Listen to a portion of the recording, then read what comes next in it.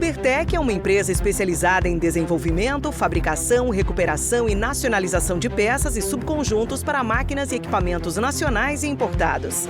Atuamos há mais de 25 anos nos segmentos industrial e mineração, oferecendo soluções inovadoras e personalizadas como reformas completas em máquinas e equipamentos de alta complexidade, com qualidade, rapidez e redução de custos. Sonda para investigação e exploração de minérios. Carrier ancorador, projetado para fácil movimentação e ancoragem. Proteção de sonda, desenvolvida para eliminar o acesso do operador a partes móveis rotativas e partes quentes. A Ubertec está preparada para realizar melhorias específicas nos equipamentos ou projetar e desenvolver soluções sob medida. Ubertec, soluções em mineração. A Vale está assumindo um compromisso histórico com o futuro do planeta. Ajudar a conter o aumento do aquecimento global causado pela emissão de gases de efeito estufa. Como uma das maiores mineradoras do mundo, a Vale conhece o tamanho da sua responsabilidade.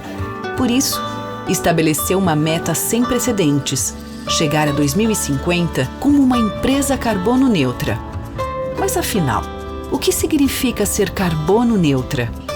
Ser carbono neutra quer dizer que a Vale vai reduzir e compensar todo o CO2 que emite em suas operações. E para isso, a empresa vai investir ao menos $2 bilhões nos próximos anos, o maior valor já comprometido pela indústria da mineração no mundo para o combate às mudanças climáticas. Conheça algumas das ações de responsabilidade socioambiental que já estão em andamento. Substituição de diesel por eletricidade em suas operações como locomotivas elétricas. Autossuficiência global em energia elétrica por meio de fontes renováveis. Restaurar e proteger mais 500 mil hectares de floresta até 2030. Mais do que nunca, sabemos que o amanhã depende das atitudes que tomamos hoje. Por isso, estamos comprometidos em promover uma mineração mais sustentável, com o objetivo de construir um futuro melhor para todos. Ser carbono neutra é um compromisso da Vale com a sociedade, rumo a uma economia mais sustentável.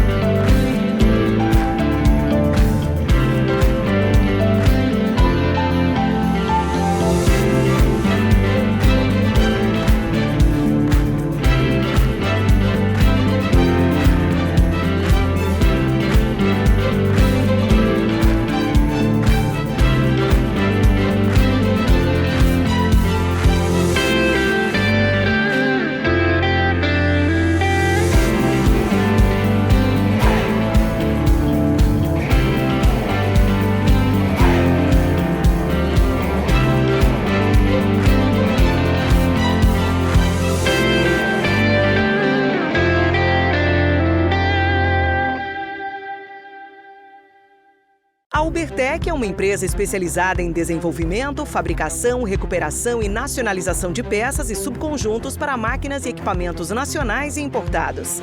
Atuamos há mais de 25 anos nos segmentos industrial e mineração, oferecendo soluções inovadoras e personalizadas como reformas completas em máquinas e equipamentos de alta complexidade, com qualidade, rapidez e redução de custos. Sonda para investigação e exploração de minérios. Carrier ancorador, projetado para fácil movimentação e ancoragem.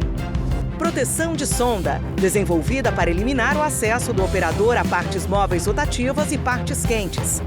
A Ubertec está preparada para realizar melhorias específicas nos equipamentos ou projetar e desenvolver soluções sob medida.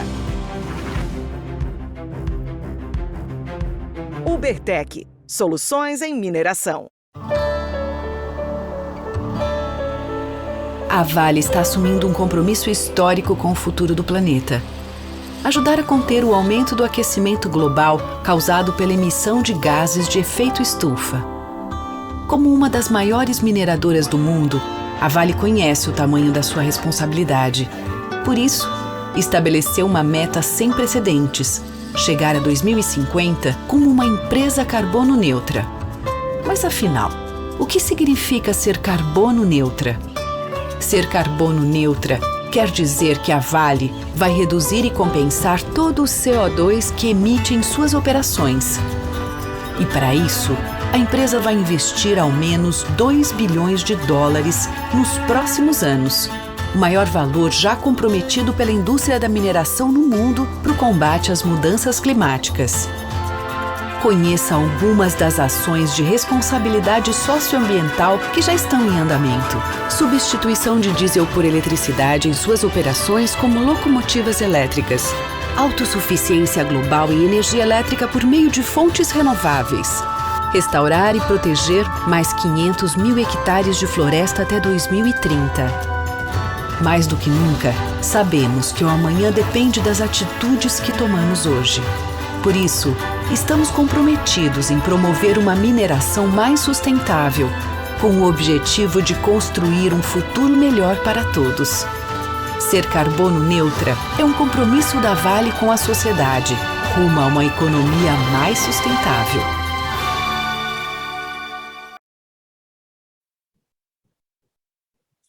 Boa tarde, pessoal.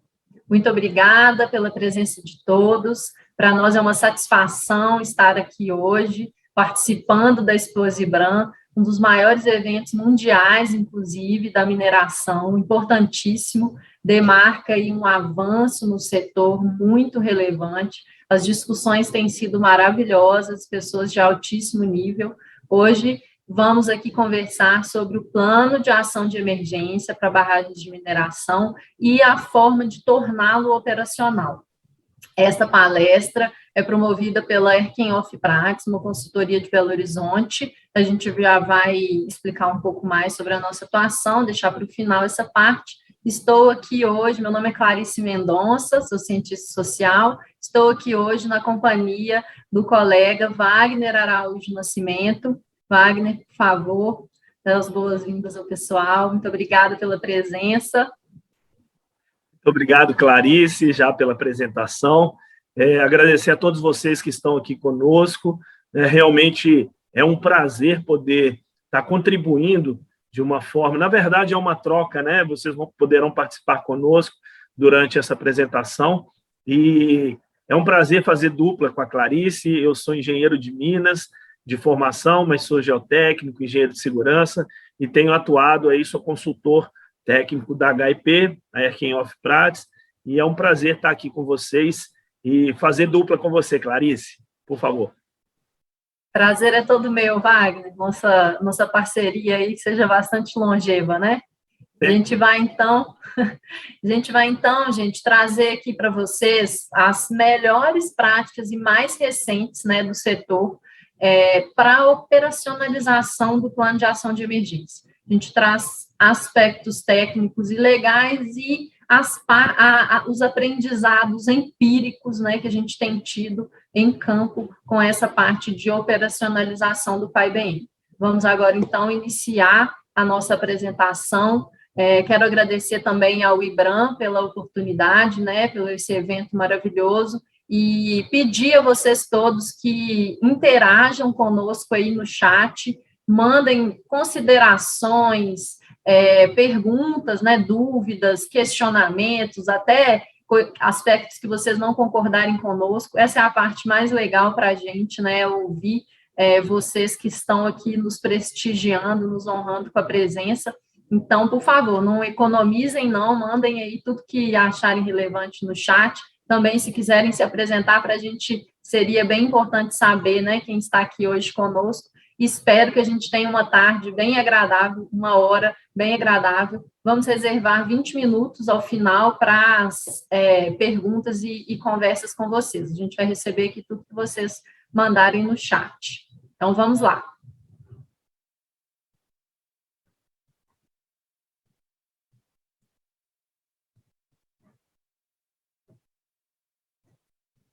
A gente trouxe aqui hoje... só um minuto.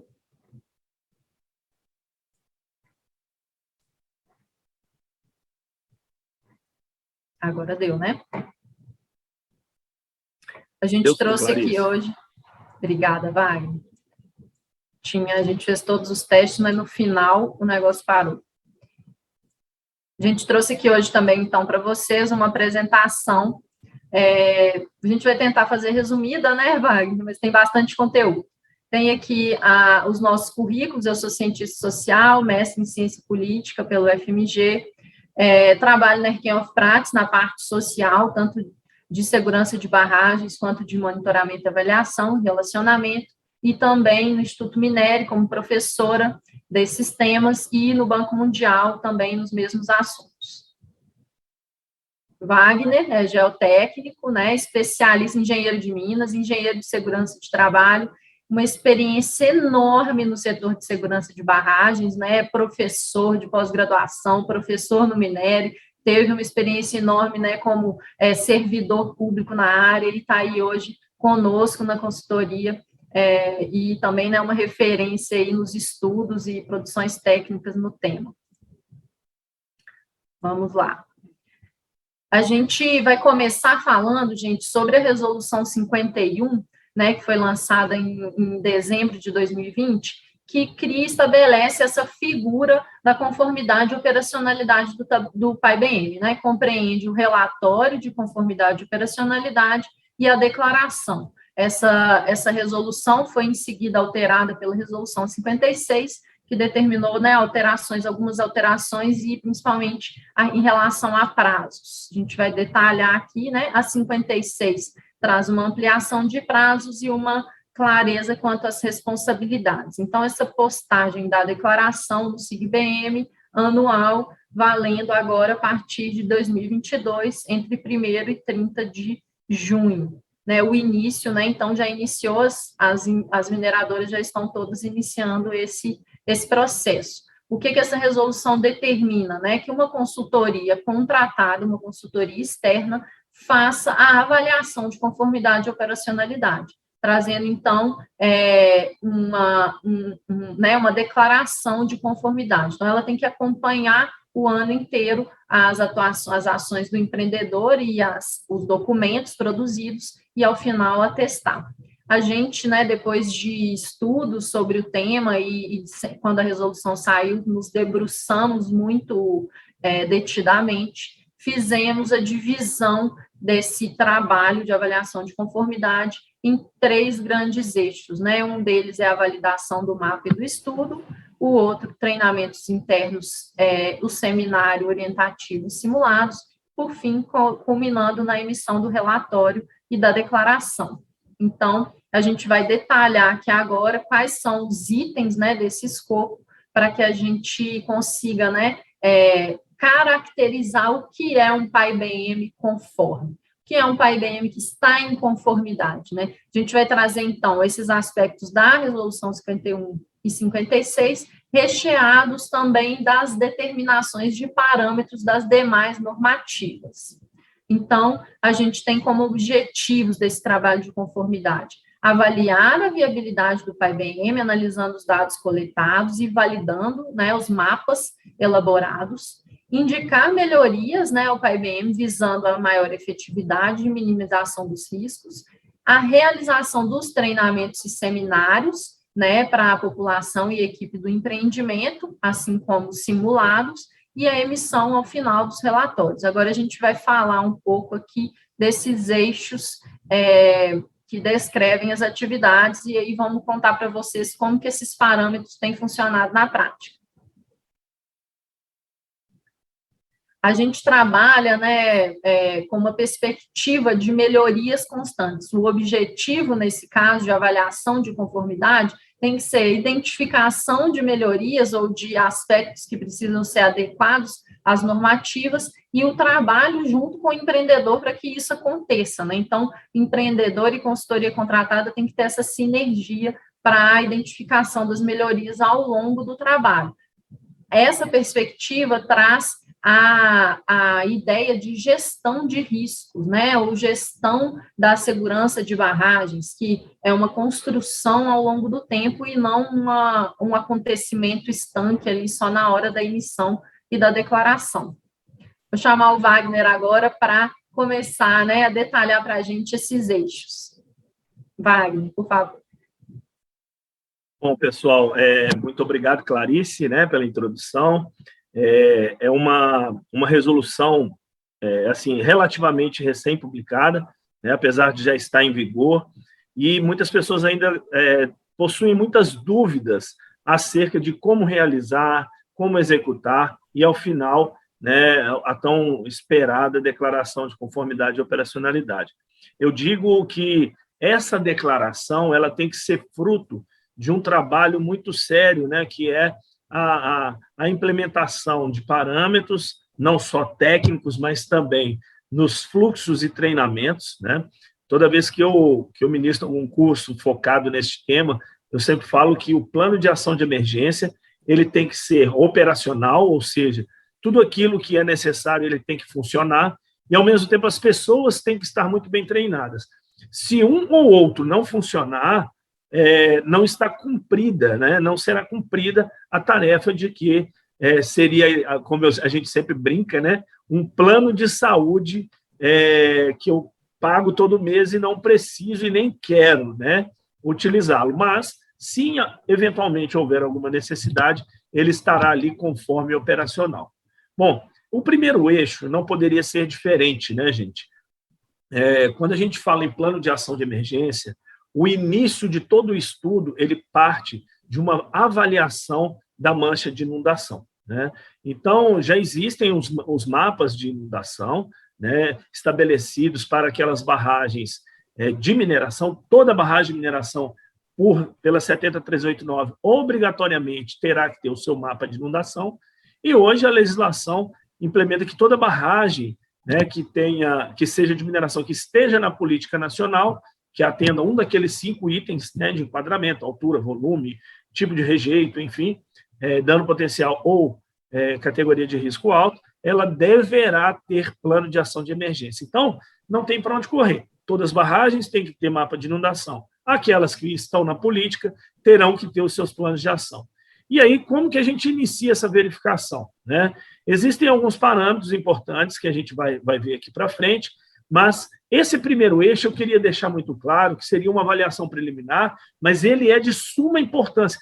Ele estando errado, tudo para frente vai estar equivocado. Por quê? É a partir da delimitação desta mancha, né, que seria o produto, o mapa de inundação, que a gente vai locar os nossos pontos de encontro, as nossas sirenes, a delimitação das rotas de fuga, né, o dimensionamento, os nossos cadastros, saber se a pessoa está ou não dentro de uma zona de autossalvamento, dentro de uma zona de segurança secundária, e, por fim, verificar, né, nesse primeiro eixo, se o plano de ação de emergências ele encontra-se integrado ao plano de contingência municipal, né? Então, vamos aqui para o nosso primeiro, se puder passar, por favor, essa avaliação do mapa e estudo de inundação. De acordo com a ANM, né, a resolução 32 do ano passado, ela estabeleceu prazo, né, dezembro, fevereiro e abril, para que todas as barragens, de acordo com o seu dano potencial associado, ela fizesse uma verificação do seu mapa de inundação, estabelecendo parâmetros que até então a ANM não exigia. O primeiro deles aqui está sendo, gente, o mais cobrado e o mais complicado, né?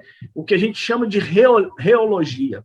Qual é a reologia do meu rejeito? E, para tanto, é necessário que tenha uma caracterização geotécnica, físico-química, mineralógica, né, desses materiais, e contemplando também, mas não se limitando a esses parâmetros que são primordiais para entender, em caso de uma ruptura hipotética, como que esse rejeito vai se comportar para que a gente possa delimitar os tempos de chegada dos picos de onda. Então, ângulo de repouso, peso específico, granulometria.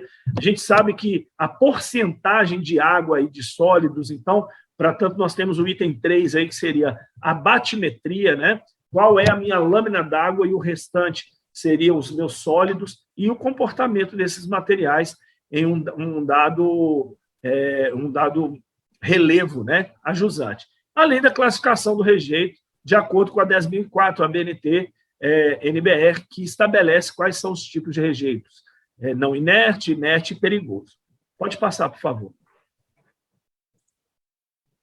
Ademais, gente, essa resolução, ela estabelece que os mapas de inundação, ou seja, os produtos, né, eles, e o estúdio Dambreak, eles deverão ser estabelecidos por profissionais legalmente habilitados, ou seja, aqueles profissionais que o CREA estabelece como habilitados, né, qualificados e habilitados para a execução desses mapas. Em caso de mais de uma barragem estando a jusante dessa estrutura, né, nós teremos que fazer o estudo em efeito cascata, pensando se aquela estrutura jusante ela teria uma capacidade de conter uma ruptura da barragem superior ou fazendo ali o estudo para a ruptura das 2, 3 ou 4, vai depender da quantidade de barragens.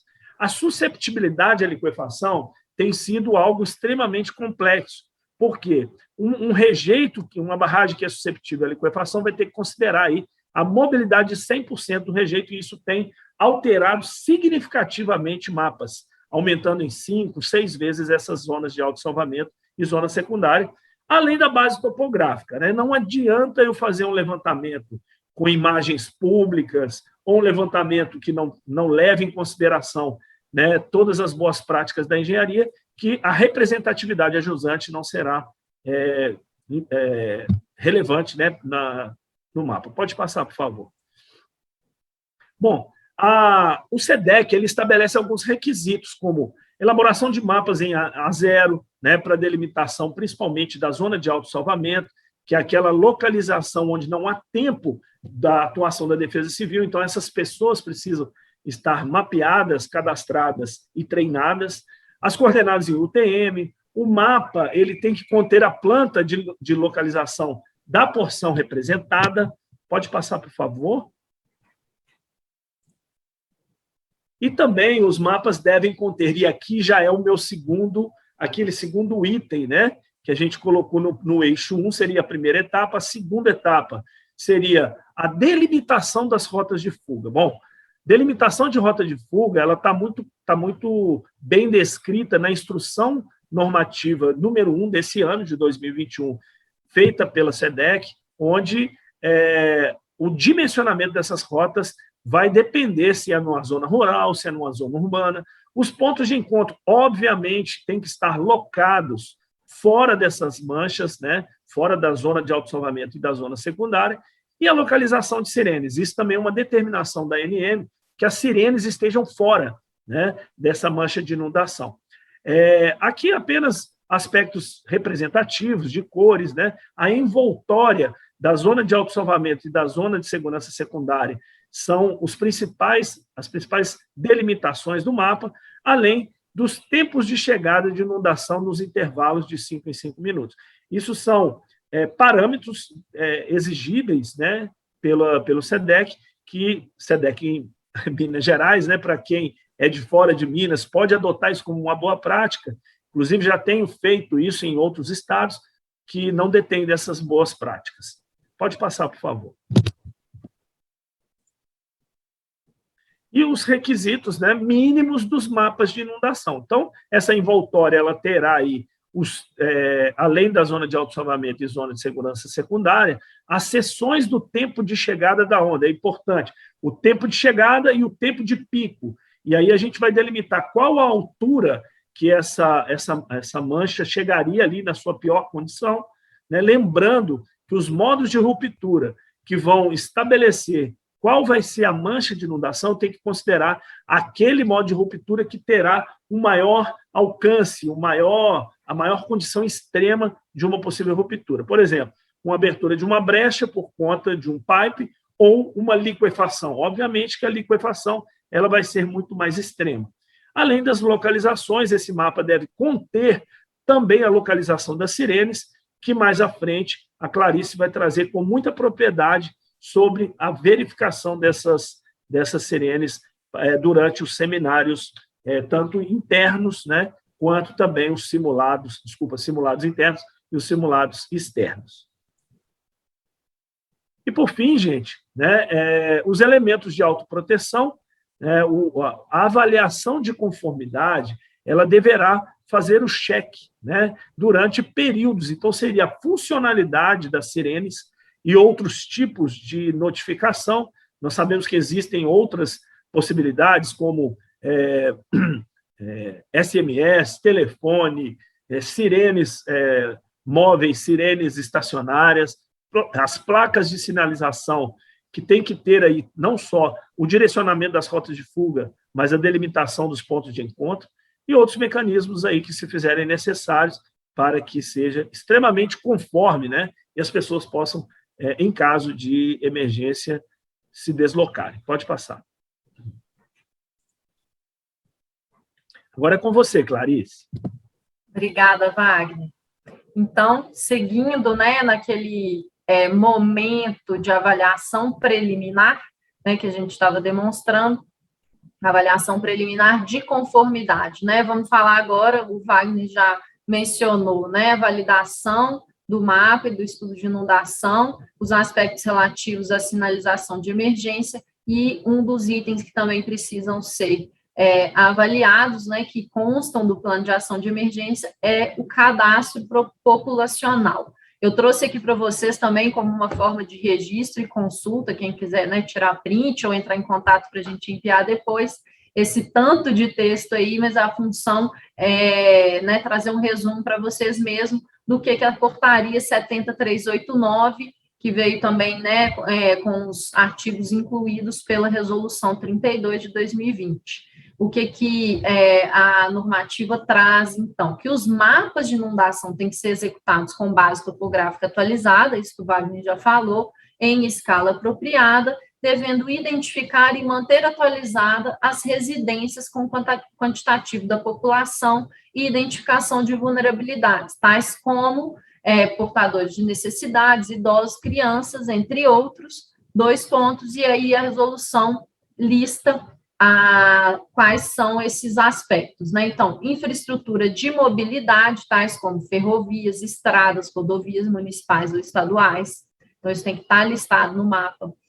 Equipamentos urbanos, tais como, mas não se limitando a escolas, hospitais, presídios, subestações de energia, estações de tratamento, equipamentos com potencial de contaminação, infraestrutura de interesse cultural, artístico ou histórico ou outra natureza, sítios arqueológicos e espeleológicos, unidades de conservação e outras áreas de interesse ambiental, comunidades indígenas tradicionais ou quilombolas. Aqui a gente, né, também utiliza o termo comunidades tradicionais em geral, né, não só as indígenas e quilombolas, tem vários tipos de comunidade tradicional, estações de captação de água para abastecimento urbano, né? Aí, isso, 70389. Aí, o que essa resolução do SEDEC, essa instrução técnica, né, da Defesa Civil Estadual aqui de Minas Gerais, fala sobre cadastro. O Wagner já explicou, mas eu também vou reforçar que a gente, embora, né, a mineração um evento da mineração brasileira, Minas Gerais teve que sair à frente nas normativas em função da quantidade de minas no estado e também em função dos acontecimentos recentes, né, com a segurança de barragens. Então, a gente avalia que a instrução da Coordenadoria de Defesa Civil Mineira é sim uma referência para o Brasil. Por isso, então, eles trazem, né, nessa instrução desse ano, que as informações devem ser expressas, né, eles trazem um modelo com idade, nome, idade, filiação e endereço, não sendo permitido o cadastro só do titular do imóvel, tem que fazer o cadastro de pessoa por pessoa, né? Então, uma boa prática de cadastro é trabalhar, né, com as várias tabelas interconectadas de bases de dados. Você tem um cadastro da edificação, cadastro básico, não pode falar de aspectos de valoração de imóvel, pelo amor de Deus, cadastro é para salvamento, né, no âmbito do PAI-BM, mas o tipo do imóvel, né, a localização, se ele é residencial, se ele é um comércio, se é um prédio, se é, né, uma prefeitura, e os moradores ou funcionários, um a um, e para cada um deles os aspectos. Não pode dizer assim, são 13 pessoas com dificuldade de locomoção no imóvel tal. Não, você tem que dizer quem tem, de preferência com o contato da pessoa, né, lembrando que é para salvamento.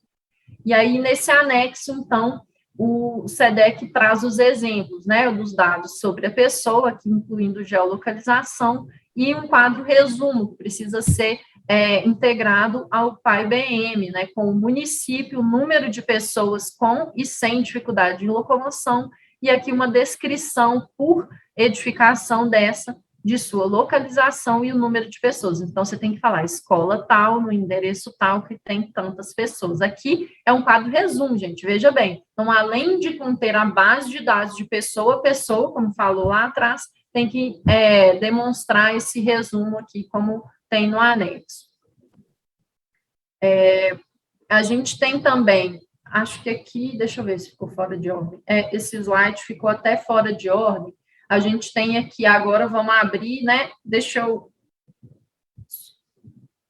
Uma outra coisa que faltou a gente falar, que está naquele eixo 1, vocês me deem licença, mas eu vou voltar, tá, gente? Então, o que a gente precisa falar desse eixo, que é a comprovação da integração do PAI-BM com o plano de contingência, né? Isso é feito como? Com relacionamento institucional com a Defesa Civil, né? Você precisa conversar com eles e saber quantas anda o PLANCON, né, que é o plano de contingência do município, e fazer uma análise de integração. O que é integração do PAI-BM com o PLANCON? Então, imagina, o PAI-BM vai falar de todas as ações de salvamento e segurança, de notificação e de comunicação. Várias delas envolvem a Defesa Civil, envolvem um dimensionamento da capacidade do município de resposta. Isso tem que estar refletido no plano de contingência e vice-versa. Então, uma coisa tem que conversar com a outra. Então, é isso que a consultoria contratada externa tem que fazer, né?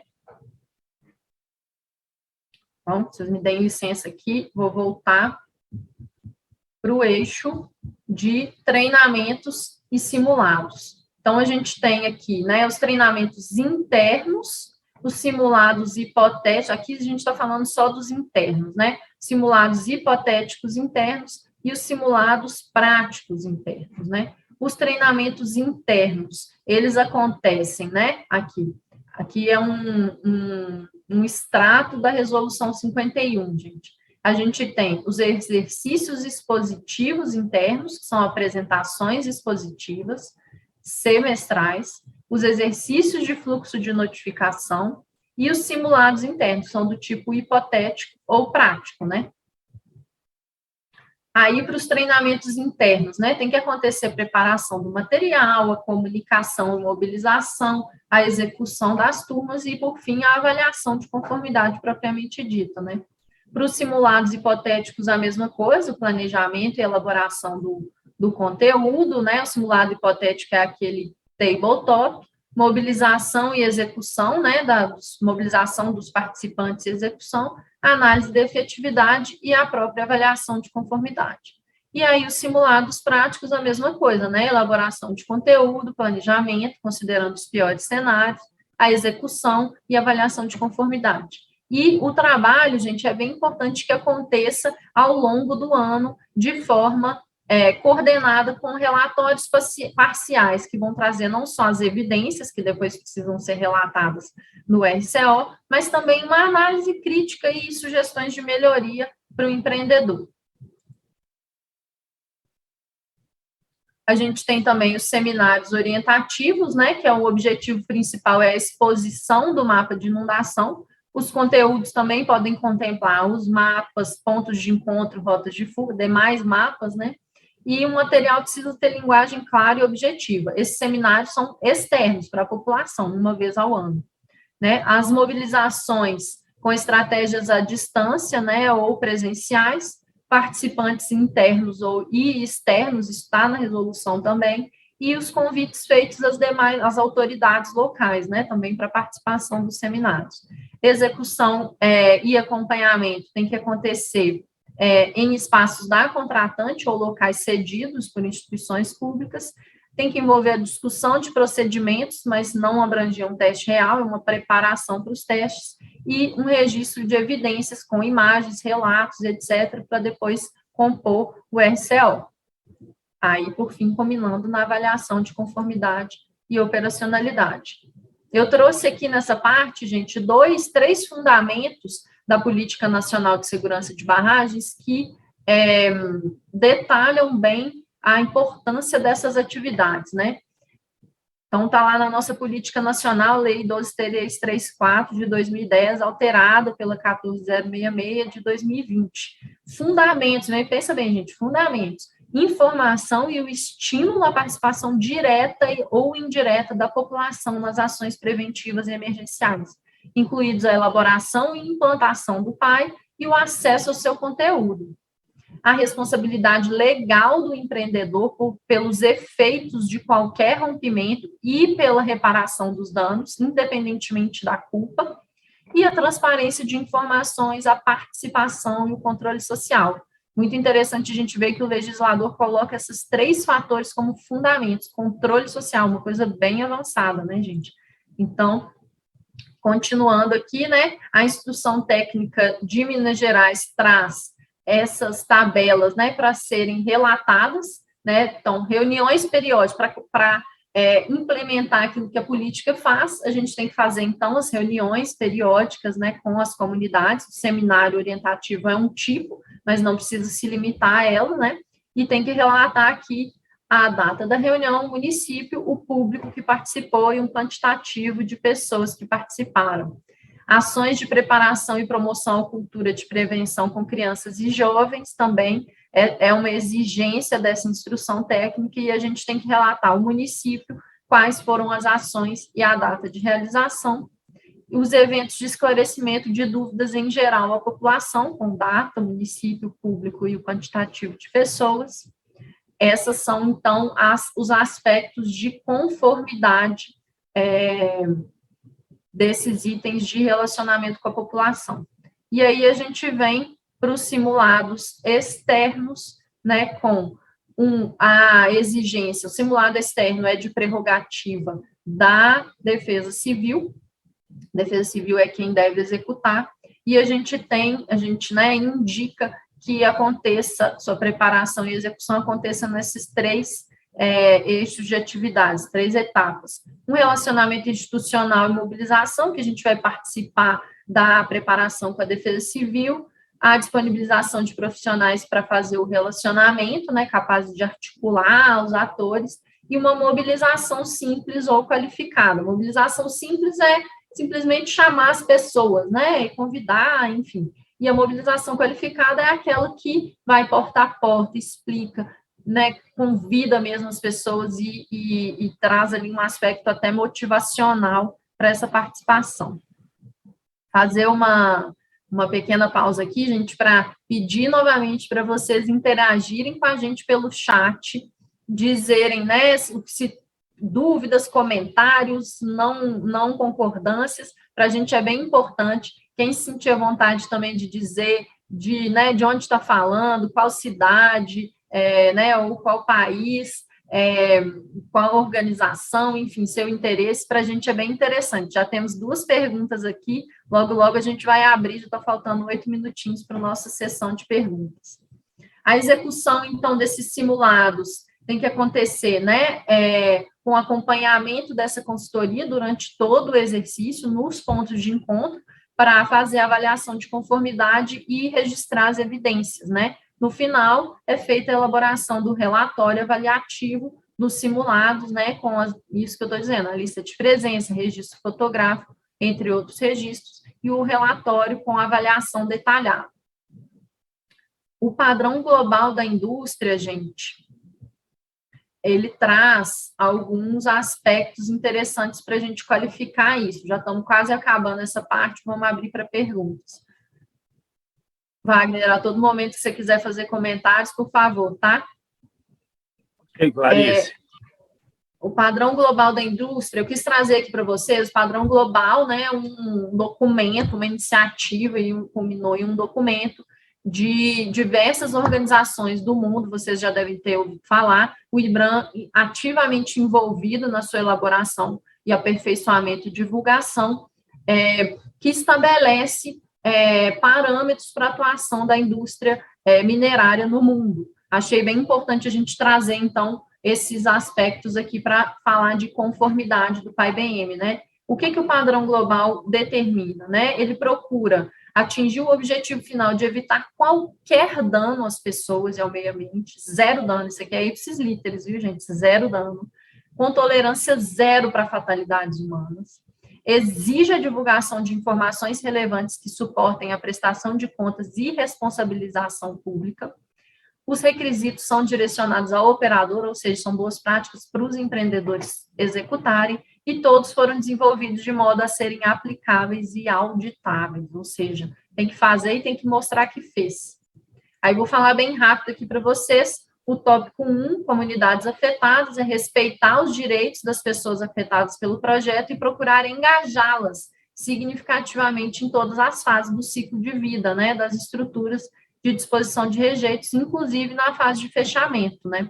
Aí, o empreendedor tem que demonstrar que as pessoas serão engajadas significativamente ao longo de todo o ciclo de vida, e que vão apoiar na construção de uma base de conhecimentos e nas decisões que possam ter algum efeito na sua vida. Também tem que estabelecer um mecanismo eficaz para recebimento e tratamento de queixas. O tópico 5 fala de resposta à emergência e recuperação de longo prazo, né? Ele fala que o empreendedor tem que preparar-se para respostas às emergências diante de falha nas estruturas. E aí, esse requisito 13.1 é equivalente ao plano de ação de emergência, que é a elaboração, determina a elaboração e implementação de um plano de preparação e resposta a emergências, né? Um nome para o plano de ação de emergência, que tem que ser testado e atualizado periodicamente em todas as fases do ciclo de vidas, e o empreendedor tem que engajar significativamente funcionários e contratados para prestar informações que vão apoiar, né, contribuir para a elaboração desse plano de resposta a emergências e as medidas de preparação para emergências focadas na comunidade, conjuntamente com pessoas afetadas, ou seja, essas medidas têm que ouvir as pessoas, né? O requisito 3.2 traz a necessidade de um empreendedor trabalhar em conjunto com os atores para avaliar a capacidade dos serviços de respostas, identificar lacunas e propor um plano colaborativo. O 13.3, considerando as medidas focadas na comunidade, o operador tem que adotar tudo que for possível para elaborar um estado, manter, né, contribuir para o estado compartilhado de prontidão, garantindo recursos, oferecendo cursos de treinamento e executando simulados. Divulgação pública, publicar e atualizar regularmente informações sobre o compromisso com a gestão segura das estruturas, né, implementando governança de rejeitos, dando transparência às políticas, normas ou abordagens. Para cada estrutura, o operador publicará e atualizará um resumo das avaliações de impacto e da exposição e vulnerabilidade dos seres humanos. A gente ainda está um pouco longe, né, disso, né, gente? Mas o padrão global já está aí puxando o bonde para que a gente chegue lá. Responder sistematicamente às solicitações das partes interessadas e assumir um compromisso de cooperar em iniciativas de transparência global para a criação de um banco de dados, inventários ou outros repositórios acessíveis ao público sobre segurança de barragens e integridade das estruturas. Bem avançado também, né, gente? Vou chamar aqui, então, o colega Wagner para falar, por fim, do último eixo, que é o eixo do relatório, emissão do relatório e a declaração de conformidade e operacionalidade. Bom, pessoal, então chegamos aqui naquele momento, né, onde toda aquela validação, toda aquela verificação das informações, tanto na parte de avaliação, na parte de treinamento e na parte da execução dos simulados externos, é o momento de consolidar todas essas informações. Então, a Resolução 51, ela determina que deverá ser elaborado um relatório de conformidade e operacionalidade do plano, e aí nós entendemos que toda aquela equipe multidisciplinar, né, que foi contratada, né, através daquela empresa para executar essa verificação, ela vai fazer parte desse relatório, onde serão consolidadas todas essas informações, gerando ali as devidas anotações de responsabilidades técnicas para os profissionais, obviamente, ligados ao CREA. Nós vamos ver aqui, não sei se para frente existe, mas existem diversas especialidades que a HIP, inclusive, está aí líder no mercado em relação a esse tema.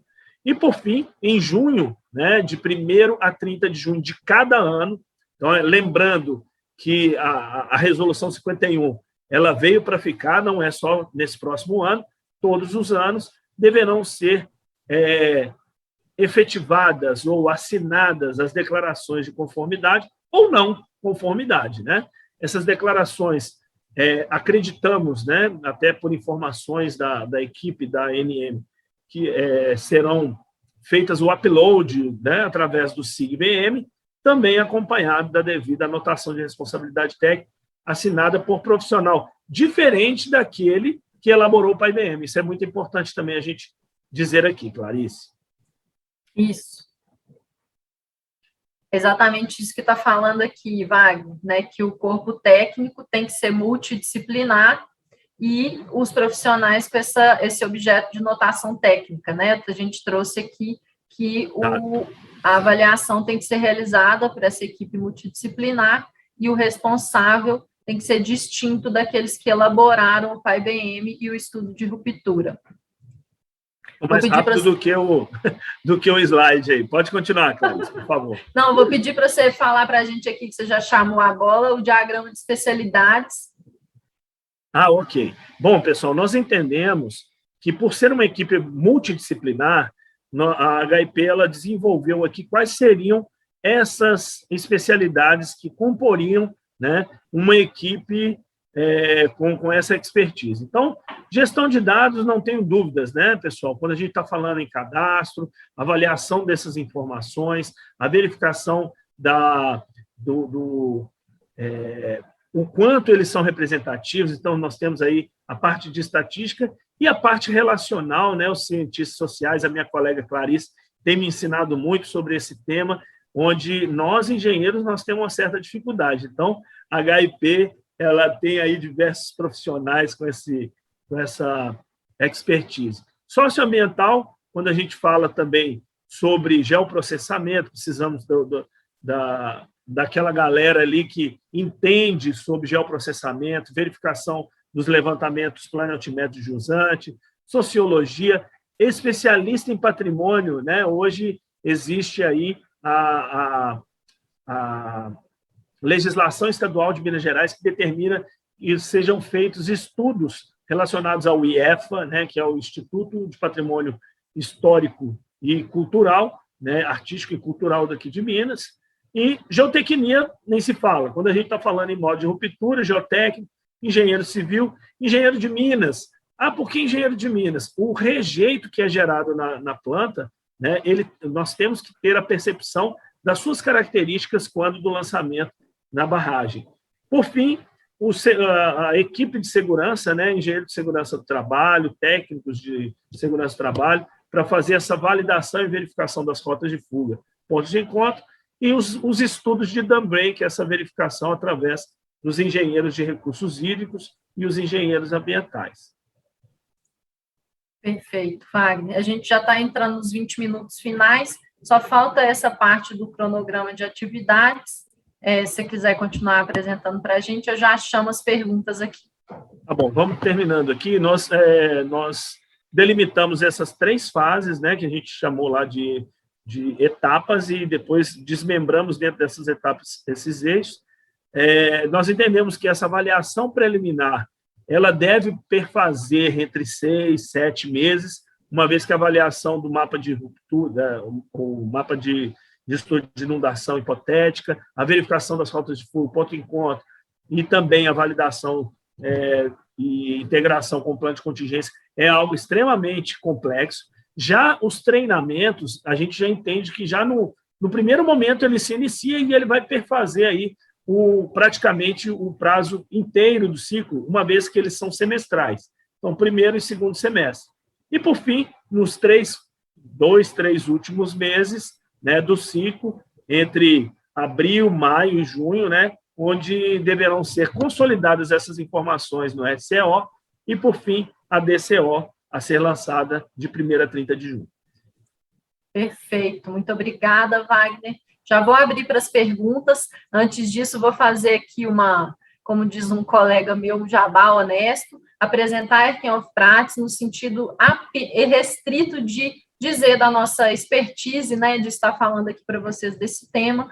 A empresa tem 38 anos de mercado, trabalha nas áreas de gestão de riscos e impactos, soluções para licença social, monitoramento e avaliação de projetos. Dentre os nossos propósitos estão a construção de um legado positivo para a sociedade, gerar um reconhecimento público e reputação para as organizações que a gente trabalha e contribuir para melhores resultados socioambientais e econômicos. A gente trabalha com diferentes abordagens metodológicas e novas tecnologias. Algumas de nossas soluções, depois quem quiser, né, eu posso compartilhar a apresentação, também estamos à disposição.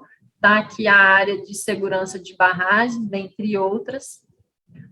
Hoje a gente está com 43 projetos vigentes, vou passar rápido aqui, que o interesse nosso é falar das perguntas de vocês, né? Só quero chamar a atenção para essa área de segurança de barragens, além de projetos de cadastro, a gente tem todos esses aqui, exatamente de avaliação de conformidade e operacionalidade do PAI-BM.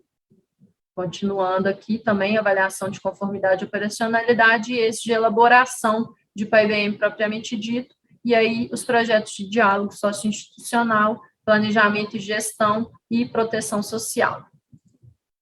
Crescimento da nossa equipe ao longo dos anos, hoje a gente está com 286 funcionários, os estados em que a gente tem atuação, apenas para dar uma dimensão do porte da empresa, alguns dos nossos clientes ao longo dos anos, e é isso. Agora, gente, eu vou ler aqui as perguntas, a gente recebeu 3 perguntas, gostaria que vocês tivessem perguntado mais, hein, gente? Ainda dá tempo de mandar aí. Wagner, a maior parte delas, sinto lhe informar, é para você, viu? Então, eu vou ler aqui para você responder.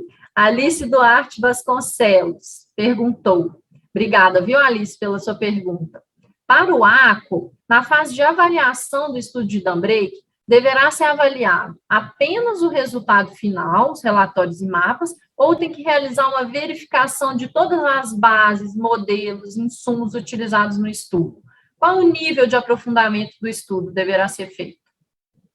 Bom, Alice, né? Muito obrigado aí pela participação, Alice. Nós entendemos, né? Aqui eu falo nós da HIP, falando como consultor da HIP, que essa avaliação é como se fosse um peer review, né? Uma verificação por pares, ou seja, já tem uma equipe que elaborou um estudo de dam break, e aí essa avaliação, eu entendo que ela tem que ter, sim, um aprofundamento de todos os itens que deram embasamento. Não é refazer o estudo, é verificar a aderência das informações implementadas quando da geração desse mapa e fazer essa aderência com a conferência através da legislação, que é o artigo 6º da 70389, que tem ali os seus conteúdos mínimos, né, a serem respeitados. Se a gente pensar que é ele que vai dar um embasamento para o restante o mapa de inundação é ele que vai embasar as próximas etapas, então eu não tenho dúvida de que essa verificação ela tem que ser completa, né? Não basta ver se o mapa tem a zona de autossalvamento, a zona de segurança secundária e os picos de onda. Será que eles estão reais? Então, toda essa verificação se faz necessária, e muito obrigado pela sua pergunta, Alice. Perfeito, Wagner, obrigado. Só corroborando, é exatamente dessa forma, né, que os profissionais têm trabalhado, avaliando, né, todos os parâmetros e premissas em que o estudo se embasa, né? Então, é bem isso que o Wagner respondeu, o aprofundamento é grande, né? Tem que levantar todos os insumos aí, e é isso que a legislação determina. Agora, uma pergunta da Débora Costa. Débora, muito obrigada, sua pergunta também é ótima, assim como a da Alice. Para os simulados internos, Wagner, para você também, tá? Para os simulados internos, é necessário simular todos os níveis de emergência ou a empresa pode escolher o nível? Bom, Débora, obrigado pela sua pergunta, muito boa a sua pergunta, né? Nós entendemos também que essa verificação de níveis, elas são importantíssimas, né? Durante os simulados hipotéticos e práticos, né? Com certeza ali deve ser feita uma verificação da evolução de uma possível anomalia, né? Ou o não atingimento de um fator de segurança por um parâmetro que tenha sido depreciada a segurança ali. Então, essas verificações por níveis, elas nos darão a verificação, inclusive, se o fluxo da empresa está funcional ou não, né? Nós, da HIP, nós temos feito esses simulados hipotéticos, simulando exatamente a cada nível, cada acionamento, e nesse momento verificando se as pessoas-chaves, né, de um plano de ação de emergência, elas estão efetivamente treinadas para aquele momento de emergência. Então, verificar se o fluxo está funcional, verificar se as devidas as tomadas de medidas estão efetivas do ponto de vista, porque a gente sabe que segundos, minutos e segundos na segurança de barragem salvam vidas. Perfeito, Wagner, obrigada. E a última pergunta aqui, da Catarina Furst. Qual o parâmetro para o nível de audibilidade das sirenes? Bom, se eu não estiver enganado, né, porque às vezes foge assim a legislação, mas se eu não estou enganado, a sirene ela tem que, nos pontos principais, né, onde há necessidade de acionamento, que seja atingido os 70 decibéis. Agora, existem empresas que estão até extrapolando, obviamente, esse acionamento e estão delimitando. Tem um cliente da HIP que até criou uma faixa que eles chamam de Z-Som. Seria uma zona de sonorização, ou seja, essa zona de sonorização ela está fora da mancha de inundação, mas aquela pessoa que está ali, ela escuta a sirene. Olha que interessante. Essas pessoas têm que ser treinadas também. Por quê? Se é acionada uma sirene, essa pessoa escuta e ela não está treinada, em um dado momento ela pode, ao invés de ficar quietinha na sua casa, ou até mesmo se deslocar para um ponto mais seguro, ela se deslocar para dentro da mancha. Então, essa questão da sonoridade é muito importante, e aí, durante esses testes de funcionalidade da sirene, que poderá ser de forma silenciosa durante a vida do empreendimento, mas também nos momentos dos simulados, verificar a funcionalidade, o atingimento, e aí nós temos os decibelímetros, né, para verificar durante os simulados se essas sirenes estão atingindo esses pontos que a legislação tanto exige, principalmente aí o SEDEC, através da instrução normativa. Muito obrigado, Débora, pela sua... desculpa, Catarina, né? Débora foi anterior. Obrigada, Wagner. Vou fazer uma complementação. Por favor.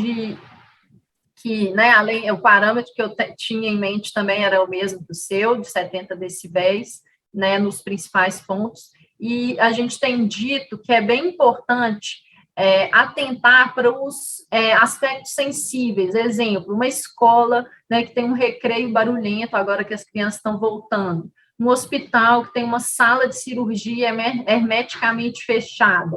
Né, presídios, né, em que as pessoas também estão em clausura, né, até falei clausura aqui, lembrei, monastérios, né, próximo à minha cidade ali tem um monastério muito famoso, em que, né, as freiras ficam enclausuradas, enfim, tem que prestar atenção nesses aspectos também. E o outro ponto é que as sirenes, né, são determinantes, mas o que a legislação determina também é um sistema de comunicação que seja compartilhado, né, e que se complemente, né. Então, a sirene, hoje mais cedo na aula que eu estava dando exatamente sobre esse assunto, a sirene, ela tem, né, o objetivo de alertar, mas se a população tem, por exemplo, também um sistema de SMS, recebe um e-mail, né, se ela fica na dúvida ali sobre o que ela tem que fazer, e ela pega o celular e vê, realmente eu tenho que correr, tá acontecendo, é real, né, aí o sistema de salvamento e segurança fica muito mais conforme, né, e muito mais operacional nesse caso. Chegamos ao final aqui das nossas perguntas. Vamos fazer, né, Wagner, um fechamento aqui. Passo a palavra para você para fazer os devidos encaminhamentos finais. Bom, pessoal, Clarice, né, mais uma vez, essa parceria, se Deus quiser, de muito tempo, né, teremos aí muita parceria. Queria agradecer ao IBRAM, né, a pessoa do Mancini, Rinaldo Mancini, um grande amigo, e a toda a equipe que brilhantemente, todos os anos, implementa a Exposibran, né, seja em Minas Gerais, seja lá no Norte. Sabemos da importância desse trabalho que o IBRAM vem fazendo e reconhecidamente, não só no nosso Brasil, mas também fora do país. Entendemos que a mineração ela é algo que, infelizmente, tivemos esses últimos rompimentos, mas o Brasil nasceu da mineração e ele é um Brasil... Eu estou aqui hoje em Cuiabá, né, estou aqui no hangar e acabei de chegar do Pará, sobrevoando aquela terra, eu falei, gente, que Brasil gigante. Então, a mineração é muito importante e que a gente possa dar valor realmente a esse setor tão importante. Agradecer a HIP pela parceria de sempre e a confiança, né, Clarice, que tem nos dado, não só nesses momentos de participação, mas também na confiança pelo trabalho que a gente vem desenvolvendo. Agradecer a toda a equipe ACO, né, que talvez esteja aqui nos assistindo. A gente brinca que a equipe ACO, né, nós temos a equipe que está ali com a mão na massa, no campo, acabado de chegar no simulado, né, Clarice? Um prazer, pessoal, conversar com vocês e me coloco aí à disposição para novas necessidades e questionamentos. Muito obrigado. Obrigado, Clarice. A gente que agradece, Wagner. Passo minhas as suas palavras. É bem importante, né, a gente ter um evento como esse, né, Exposibran aí marcando vanguarda, né, reunindo as melhores pessoas da mineração do mundo, né, o Brasil é uma referência mundial em mineração. É bem importante a gente também estar falando desse aspecto aqui, né, de salvamento e segurança, né, Wagner, você que é um engenheiro de segurança, além, né, de outras coisas, pessoa tão capacitada, é bem importante a gente falar, né, de salvamento, de participação das comunidades. A gente quis trazer aqui o padrão global da indústria, que marca território aí na importância de participar e ouvir as pessoas. Gostei muito da participação de vocês. Também quero agradecer, né, a Airken of Practice por nos possibilitar esse hub de conhecimentos tão importante, né? Vocês viram aí, né, o sucesso que foi também todo o nosso empenho e estudo nesse tema. A gente, né, conseguiu trazer excelentes empresas, né, que confiaram na nossa equipe para fazer essa avaliação de conformidade.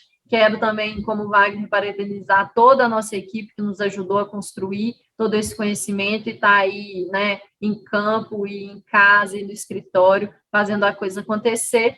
Por fim, vou trazer aqui também um comentário da Catarina Furst. Muito obrigada, pessoal. Importantíssimo estar atento a esses detalhes que podem ser fundamentais no processo. Parabéns por transmitir um conteúdo tão importante de forma objetiva. A gente que agradece a presença de todos vocês, espero que tenha sido proveitoso, né, essa 1 hora.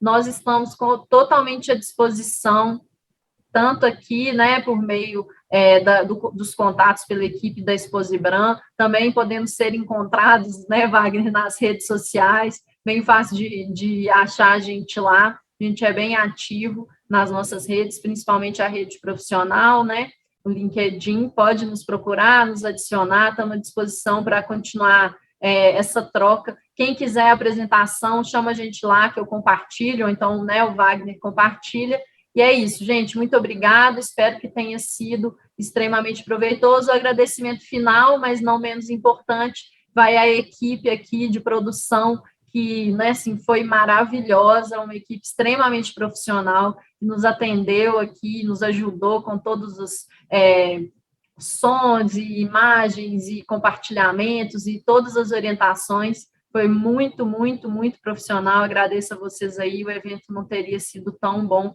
sem a profissionalismo e capacidades suas. É isso, gente. Muito obrigada. Até a próxima. Sigamos. Tchau, pessoal.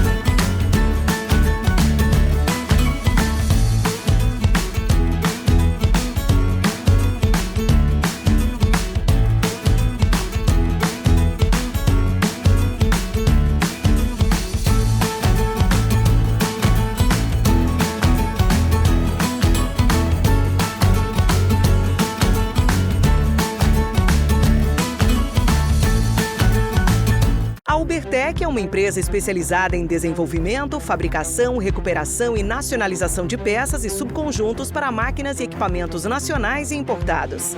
Atuamos há mais de 25 anos nos segmentos industrial e mineração, oferecendo soluções inovadoras e personalizadas como reformas completas em máquinas e equipamentos de alta complexidade, com qualidade, rapidez e redução de custos. Sonda para investigação e exploração de minérios.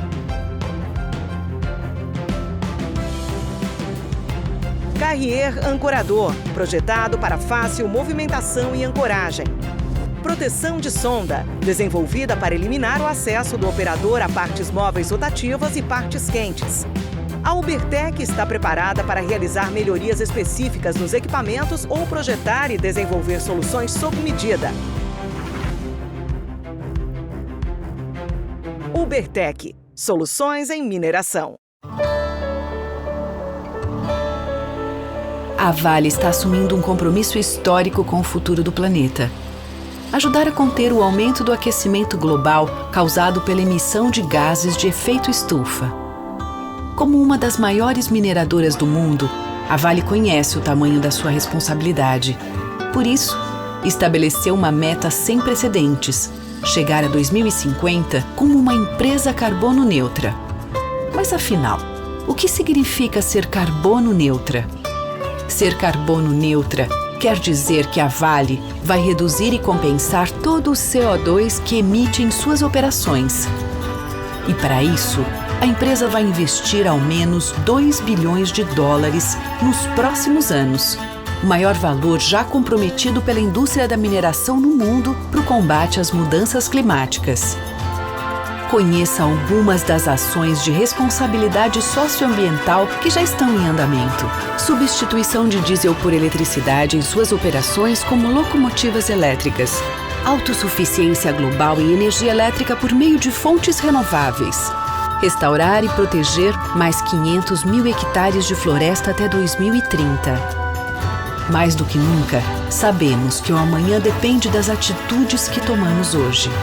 Por isso, estamos comprometidos em promover uma mineração mais sustentável, com o objetivo de construir um futuro melhor para todos.